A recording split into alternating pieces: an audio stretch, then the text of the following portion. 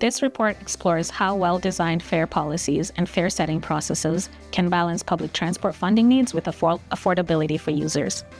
Fares are an essential source of funding for public transport systems, but in many contexts, revenues from fares are declining. Despite the need for fares to play a role in funding, maximizing fare revenues is not the only purpose of fare policies. Improving access to public transport for as many people as possible is also an important consideration when it comes to fares. Improving access is determined in part by the cost of fares and in part by the complexity and inclusiveness of fare technologies. Well-designed fare policies and fare setting processes can improve access to public transport and can make it more attractive for more users. Public transport authorities need to consider affordability, transparency, inclusiveness, and flexibility when designing fare policies and selecting fare technologies. This report explores case studies from around the world that demonstrate how public transport authorities can balance affordability with other objectives for public transport. We try to understand who benefits from different fare policies and how fare technology can influence who has access to public transport.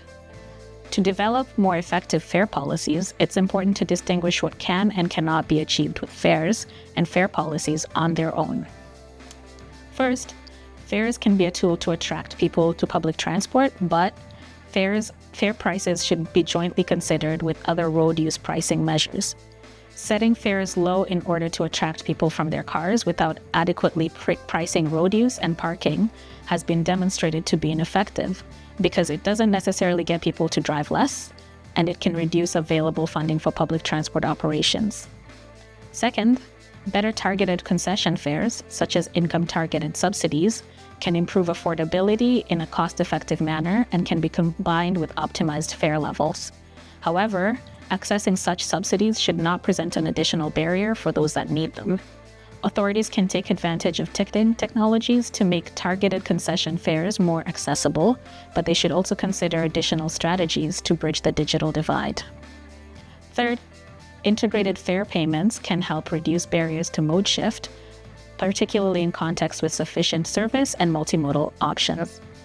Fare policies and fare technology can play a role in allowing for seamless transfers between modes, allowing people to easily choose public transport for all or part of their travel needs.